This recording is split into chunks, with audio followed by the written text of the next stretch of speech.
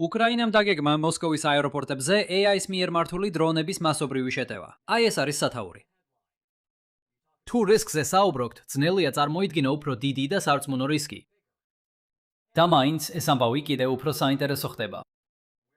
საიდან გაჩნდა ეს გეგმა, რატომ გაუქმდა ის თითქოსდა და თუ ერთი წამით კონსპირაციულ თეორიებს მიუბრუნდებით, რატომ შეიძლება ეს ყველაფერი უფრო დიდი გეგმის ნაწილი იყოს? დღეს ჩვენ დეტალურად განვიხილავთ ამ შეთქმულების დეტალებს. ვიკითხავთ, იქნებოდა თუ არა ის ეფექტური და ცალკე დაუსვამთ კითხვას, იქნებოდა თუ არა ეს კარგი იდეა. დავარკვიოთ, რას გვიყვება ეს კიევში ბოლო დროს განვითარებულ სასახლის ინტრიგებზე და ვივარაუდოთ, შეიძლება თუ არა მომავალში მსგავსი ოპერაციის ხილო. მაგრამ დავიწყოთ იმით, რაც ვიცით სავარაუდო შეთქმულების შესახებ. სამიზნე იყო რუსეთის აეროპორტები, განსაკუთრებით მოსკოვის გარშემო მდებარეები. უკრაინა მათ თავს დაათვლებოდა მცირე დრონებით, რომლებიც უფრო დიდია, ვიდრე ოპერაცია ობობის ქსელის დროს გამოყენებული კვადროკოპტერები. მაგრამ მაინც უფრო პატარაა, ვიდრე ის დრონები, რომლებიც გავრცელდა კონტროლოგისტიკის, ნავთობგადამამუშავებელი ქარხნების და ველური კენკრის კამპანიების დროს. ისინი უკრაინიდან გაფრინდებოდნენ, გადალახავდნენ რუსეთის საჰაერო თავდაცვას და ყველაფერს აფეთქებდნენ, რაც თვალში მოხდებოდათ. პროექტს მიენიჭა კოდური სახელწოდება M&Ms, რაც ასახავდა დრონების რაოდენობასა და ზომას. თავარი მიზანი აქ იყო, რუსეთში ავიამიმოსვლა შეუძლებელი გაეხადათ და გაცილებით უფრო შორს წასულიყო, ვიდრე ადრე არსებული საჰაერო მოძრაობის კონტროლის შეფერხებები ან დროებითი ფრენის აკრძალული ზონები, რომლებიც რუსეთის სამხედროების საზენიტო ცეცხლს ეხმარებოდა. როგორც ძალიან კარგად ვიცით, ბოლო დროს საერთაშორისო გადაზიდვებზე არსებული საფრთხეების გამო, კაპიტალმოხმარე ინდუსტრიებს ოპერირებისთვის დაზღვევა სჭირდებათ. როგორც კი თვითმფრინავები ბომბების სამიზნეები ხდებიან, სადაზღვევო კომპანიები ან იწყებენ პოლისების გაუქმებას, ან სხვა შემთხვევაში პოლისები ომის აქტებს მაინც არ ფარავს. ორივე შემთხვევაში ავიაკომპანიები თავიანთ ინვესტიციებს ასე იცავენ, თვითმფრინავებს აღმოსავლეთით გადააქვთ. ან საერთაშორისო ავიაკომპანიების შემთხვევაში ისინი უბრალოდ მთლიანად ტოვებენ ქვეყანას. უკრაინების სამხედრო სტრატეგების გონებაში განსაკუთრებით ეს ბოლო საკითხი იყო, რომლებიც ცდილობდნენ დაერწმუნებინათ თურქეთის ავიახაზები და ემირეიტსი, რომ რუსეთი საუკეთესო ადგილი არ იყო ბიზნესისთვის. მიუხედავად იმისა, რომ ოპერაციის დაგეგმვას თვეები დაეთმო, ის გვერდზე გადაიდო მას შემდეგ, რაც თავდაცვის ყოფილი მინისტრი მიხაილო ფედოროვი ფაქტობრივად გაათავისუფლეს თანამდებობიდან ივლისში. და თუ უკრაინას ამაზე გკითხავთ, ისინი უარყოფენ, რომ ოპერაცია ოდესმე დაგეგმილა. აქედან ოპერაციის სხვადასხვა ასპექტის განხილვა გვიწევს. მაგრამ დავიწყოთ ყველაზე საბაზისო კითხვით. ეფექტური იქნებოდა? დავფიქრობ, რომ აქ მთავარი თემა სიფრთხილე უნდა იყოს. მთავარ საერთაშორისო სიახლეებში მოხდებოდა? დიახ. შეიძლება ვივარაუდოთ, რომ ომის მედიას იმ დღესაც უხვი მასალა ექნებოდა, ზუსტად ისე, როგორც Spider-Web-ის შემდეგ. იქნებოდა ეს ეკონომიკურად ძალიან დამანგრეველი? აბსოლუტურად. ბოდიშ ვიხდი ამ პარალელის გამოტანისთვის, მაგრამ არსებობს მიზეზი, რატომაც ბინ ლადენი და მისი თანამოაზრეები ასე მიზანმიმართულად იყვნენ კონცენტრირებულნი ავიაციაზე. აეროპორტები ეკონომიკური ჰაბებია, სადაც მრავალი ინდუსტრია, ბიზნესიდან ტურიზმამდე, მათზეა დამოკიდებული სწორად ფუნქციონირებისთვის. ინდუსტრიის განადგურება ფაქტობრივად ტკივილის გამაძლიერებელია. აი, რატომ აგრძელებდნენ ავიაციის ინდუსტრიაზე თავდასხმას, მიუხედავად უსაფრთხოების ახალი და ახალი ფენებისა. ამ საკითხების მიღმა, თუმცა ეჭვმებარება, რომ ამას რაიმე სარგებელი აქვს. საწყისი ანგარიში სავარაუდო ოპერაციაზე იწყებოდა შემდეგი სიტყვებით. ციტატა. ამ წლის დასაწყისში უკრაინის ოფიციალური პირები მივიდნენ პრეზიდენტ ვოლოდიმირ ზელენსკისთან ახალი რისკიანი გეგმით, რომლითაც სურდათ ომის დასრულება რუსეთთან. ეხლა არ ვიცი, ეს იყო თუ არა ავტორის მიერ შერჩეული ფორმულირება, თუ ეს იყო იმ ოფიციალური პირების შეფასება, რომლებმაც ინფორმაცია გააჟღერეს. როგორც არ უნდა იყოს, ჩვენ უნდა დავივიწყოთ გავრცელებული სტერეოტიპი. თითქოს ერთი მარტივი ხრიკი დაასრულებს ომს.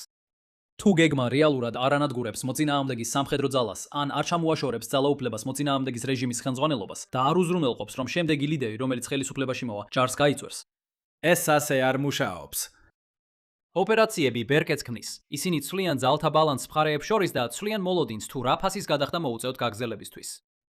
მაგრამ ომებს დაასრულებენ თუ არა, ეს მოლაპარაკების ბარიერებთან რთულ ურთიერთქმედებაზეა დამოკიდებული. ბერკეტი უკვე ეს საკმარისი მიზეზია ოპერაციის გასამართლებლად.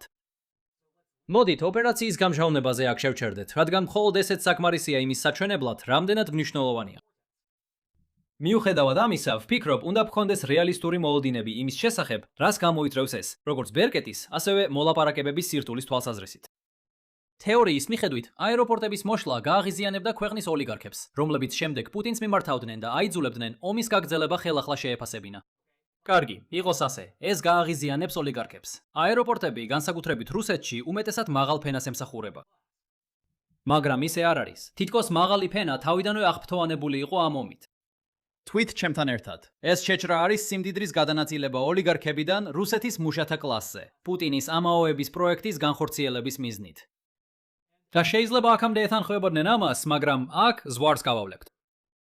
თუმცა ოლიგარქები არ გვანან იმ რუსულ ფენას, რომელსაც ომის მიმართ დამოკიდებულების შეცვლა სჭირდება. თუ მუშათა კლასი ომით სარგებლობს, მაშინ მათი დაზიანება პუტინის წინააღმდეგ უფრო დიდი კოალიციის შექმნის გზაა. ბენზინგასამართი სადგურების მომარაგების ჭაჭობის დარღვევა და Wildberries-ის ობიექტების აფეთქება ამაზე ბევრად უფრო დიდ გავლენას მოახდენს, ვიდრე ავიაციაზე დართვა. ამ შენიშვნების მიუხედავად, ჯერ კიდევ არ დამისახავს არგუმენტი, რომ M&M-ს ცუდი იდეა იქნებოდა. რუსეთში ზოგადი ეკონომიკური ქაოსის შექმნა კარგი იდეაა, თუნდაც ეს ომის დასრულებას არ იძლეოდეს გარანტიას. მაგრამ მასთან ერთად არსებობს სერიოზული რისკებიც. ოპერაციის ერთ-ერთი ხრიკი ისაა, რომ ყველა პატარა დრონმა თავის სამიზნეს უნდა მოხდეს. ეს მარტივი ამოცანა არ არის, განსაკუთრებით მაშინ, როცა პატარა დრონები ნიშნავს პატარა აფეთქებებს. ესეთი ობიექტისთვის, როგორიცაა Wildberries-ის საწყობი, უკრაინას აქვს GPS კოორდინატები, იცის როგორც საწყობის გარეგნობა, ასევე მისასვლელი გზა სატელიტური სურათებიდან. ამიტომ უშვებ შენს დრონებს. თუ დრონები აიცილებენ GPS-ის ჩახშობას, მშვენიერია. თუ არა, სავარაუდოდ მათ აქვთ ხელოვნური ინტელექტით დამიზნების სისტემა, რომელიც მაქსიმალურად შეეცდება დაასრულოს დავალება. აეროპორტის სიტუაცია უფრო რთულია. თუ ყველაფერი, რასაც ცდილობ, არის ტერმინალის განადგურება, მაშინ შეგიძლია ამ შაბლონს მიხვევ პრობლემოდ. თუმცა, ორი პრობლემა არსებობს. პირველი, ტერმინალები აალებადი არ არის. თუ ნავთობის გადამამუშავებელ ქარხანას ან მუყაოს ყუთებით სავსე საწყობს დაარტყამ, სამიზნე პრაქტიკულად თავისით აალდება. თუ ტერმინალს დაარტყამ, შეიძლება ქონებრივ ზიანს მიაყენო. ეს მეც არაფერს გამოიწვევს. სიტუაციას კიდევ უფრო ამძიმებს ის, რომ აეროპორტის ფუნქციონირებისთვის მოწესრიგებული ტერმინალი აუცილებელი არ არის. ფაქტობრივად, სამიზნეს არ ანეიტრალებ. დიახ, გზავნილს აგზავნი, მაგრამ ვინც ამ გზავნილის მოსმენა არ უნდა, მაინც შეძლებს ფრენას როგორც უნდა. შესაბამისად, უკრაინას თავად თვითმფრინავების დაზიანება მოუნდებოდა.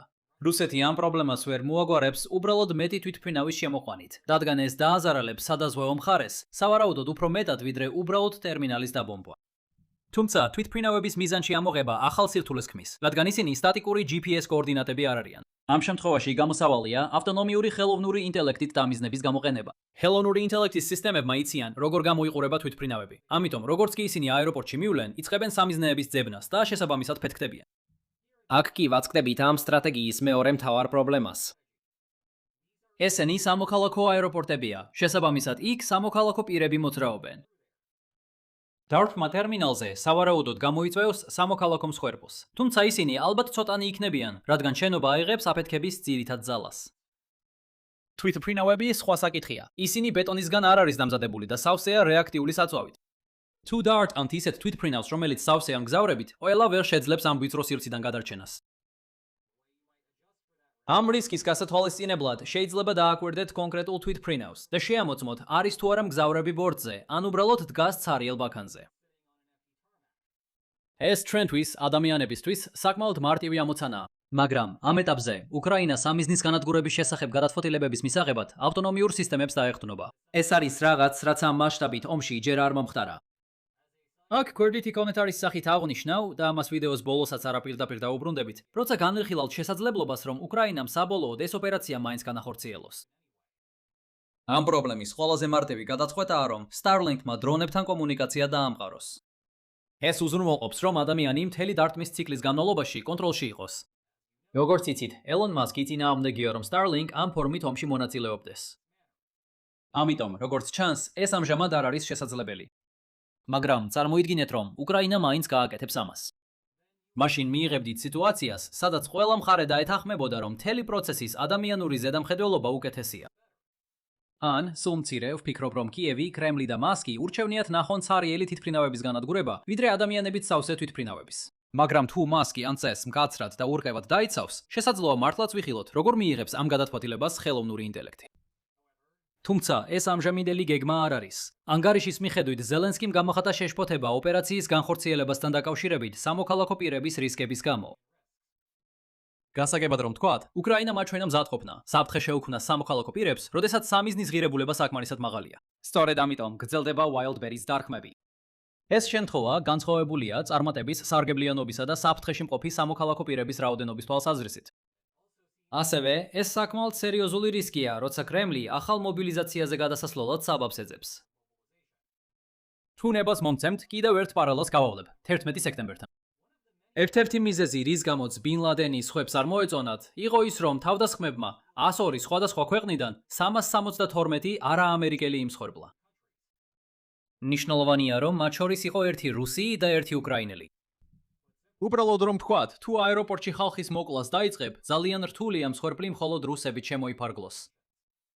როგორც ამ საკითხზე საბოლოო დამატებითი აზრი, ლოგიკა, რომელიც ახლახან ავხსერე, პრაქტიკული სტრატეგიის საკითხია. მეტად წილად დასავლურ წრეებში ნანახი კომენტარები ამ ანგარიშის გახმაურების შემდეგ ეხება იმას, თუ როგორ დაარღვევდა ასეთი თავდასხმა ომის არაერთ კანონს. ფიქრობ, ღირს ამაზე უკრაინული პერსპექტივიდან შევხედოთ.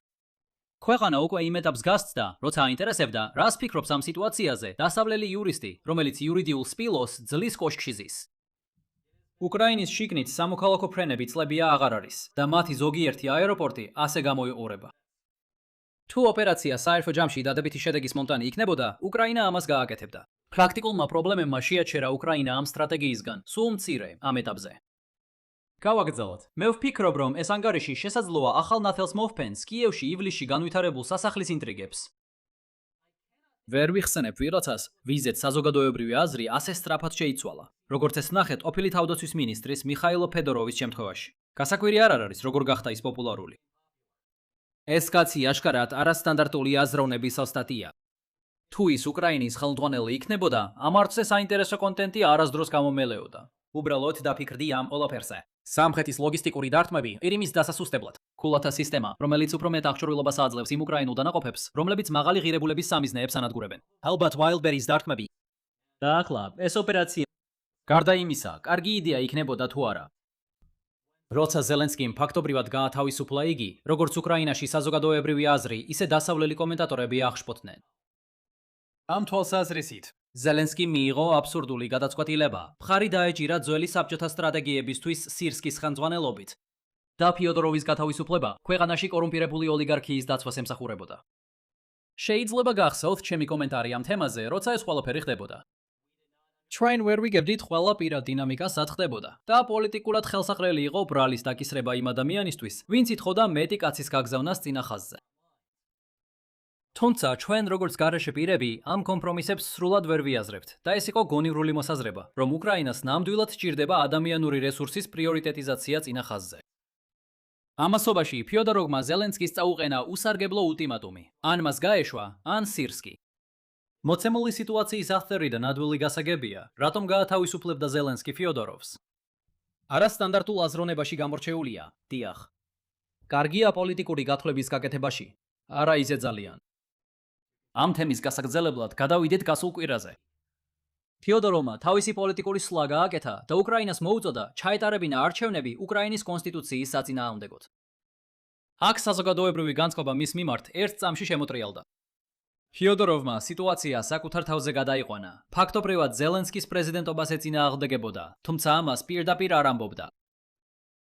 მიზეზი, რის გამოც ამას ახლა ვახსენებ, ისაა, რომ ერთ-ერთი ახსნა თუ რატომ შეჩერდა აეროპორტის ოპერაცია, იყო ის, რომ ფიოდოროვი დროებით გვერდზე გაწიეს. ან ყოველ შემთხვევაში ასეა ეს წარმოდგენილი. მაგრამ თუ ვივარაუდებთ და სპეკულაციებში გადავდივართ, შესაძლებელია, რომ აქ მიზეზ-შედეგობრივი კავშირი პირიქით იყოს. მისი მთელი კრეატიულობით ფიოდოროვი ის ადამიანია, ვისაც გინდოდათ თქვენს გუნდში ხოლოდათ, მაგრამ ნათელი არ არის, რომ მან თავისი როლი სწორად გაიგო. მხოლოდ იმიტომ, რომ ფიქრობთ, თითქოს ჭკვიანი გეგმა გაქვთ, ეს კარგი იდეა არ აქცევს მას. აეროპორტის ოპერაციას ნამდვილად ჭკვიანურად მოფიქრებულად დავახასიათებდი. არ ვარ დარწმუნებული, რომ ეს კარგი იდეაა, რადგან ეს ბევრად უფრო დიდ პოლიტიკურ სურათს მოიცავს, ვიდრე შესაძლოა თავდაცვის მინისტრი მზად იყოს განიხილოს. და კიდევ ერთხელ, პოლიტიკური გათვლები, როგორც ჩანს, ფიოდოროვის სუსტი წერტილია. კიდევ ერთხელ, ეს მხოლოდ ვარაუდია, მაგრამ შეიძლება წარმოიდგინოთ, რომ ფიოდოროვი ოპერაციას დაჟინებით მოითხოვდა. ზელენსკიმ უთხრა, რომ თავი დაენებებინა. ფიოდოროვმა, როგორც ჩანს, თავისი დამახასიათებელი ჯიუტობით უარი თქვა და ამიტომ ზელენსკი მის გაათავისუფლა. ვინ იცის, შეიძლება გაჟანვაც კი ფიოდოროვისკის გუნდისგან მოდის, რათა ზელენსკი იძულებული გახადონ იმოქმედოს. ეს კი საინტერესო გადასვლას ქმნის, რადგან არ ვფიქრობ, რომ ამ ოპერაციის თემა სამუდამოდ უნდა დავხუროთ. რუსეთი თავის სააერო თავდაცვასთან პრობლემებს აწყდება. ეს კრემლისთვის სრულიად ახალ პრობლემებს შექმნის. უკრაინას დასჭირდება გზა, რათა გადალახოს ან მინიმუმ მნიშვნელოვნად შეამციროს სამოქალაქო მსხვერპლის პრობლემა, მაგრამ თუ ეს მოხდება, ოპერაციას აშკარა სარგებელი ექნება. შესაძლოა ეს გულისხმობს ავტონომიური დამიზნების მოხსნას. უკრაინის სავარაუდო ტესტების მიხედვით ხელოვნური ინტელექტი ჯერ კიდევ არ არის იმ დონეზე, რომ საკმარისად სანდო იყოს. ასე რომ, შესაძლოა ჩვენ ხედავთ სიტუაციას, რომელიც ოპერაცია ობობის ქსელს გავს, სადაც დრონებზე რუსული სიმბარათებია დაყენებული და ისინი უკავშირდებიან უკრაინელ პილოტებს. მე მგონია, რომ რუსეთში სიმბარათები ასე გამოიყურება, მაგრამ ამ საკითხში ექსპერტი არ ვარ. ასევე არ ვარ ექსპერტი ამ ლოგისტიკური პრობლემების გადალახვაში, ასე რომ ამ კითხვებზე პასუხი უკეთესია კიევში ომის დამგეგმავებს მივანდოთ. შემი დასკვნითი აზრი ის არის, რომ ერთ-ერთი ზიანის შემცირების სტრატეგია შეიძლება იყოს შეტევის წინასწარ გამოცხადება და სამოქალაქო მოსახლეობის ევაკუაციის იძულება ისე, რომ ინფრასტრუქტურისა და თვითმფრინავების დასაცავად საკმარისი დრო არ დარჩეთ. რაც გამოიწვია გაჟონვამ. პირველი დონის შეთქმულების თეორია არის ის, რომ უკრაინას მართლაც არ აქვს სურვილი განახორციელოს ეს შეტევა იმ მიზეზების გამო, რომლებიც დღეს ჩამოთვალეთ. პოლიტიკურმა ოპერატორებმა კიევში განზრახ გააჟონეს ეს წინადადება, რათა ეცადათ ამ საერთაშორისო კომპანიებს თავადვე შეეწყვიტათ იქ საქმიანობა. მაგრამ მეორე დონის შეთქმულების თეორია არის ის, რომ გეგმა შესაძლოა მაინც განხორციელდეს. მოგვიანებით, კრიტიკოსები შეძლებენ მიუთითონ ამ ანგარიშზე და აღნიშნონ, რომ ეს ავიაკომპანიები კვლავ აგრძელებენ მუშაობას, მიუხედავად იმისა, რომ პრობლემა საჯაროდ იქნა აღიარებული. მაშ, რა დასკვნები უნდა გამოვიტანოთ დღევანდელი დღისთვის? უკრაინას ჰქონდა საინტერესო წინადადება რუსეთის სამოქალაქო აეროპორტებზე დარტყმის შესახებ. ჯერჯერობით უკრაინამ ამ შესაძლებლობაზე უარი თქვა სამოქალაქო ზიანის შიშით. მაგრამ არავინ იცის, უკრაინა მომავალში ამ უარს შეინარჩუნებს თუ არა.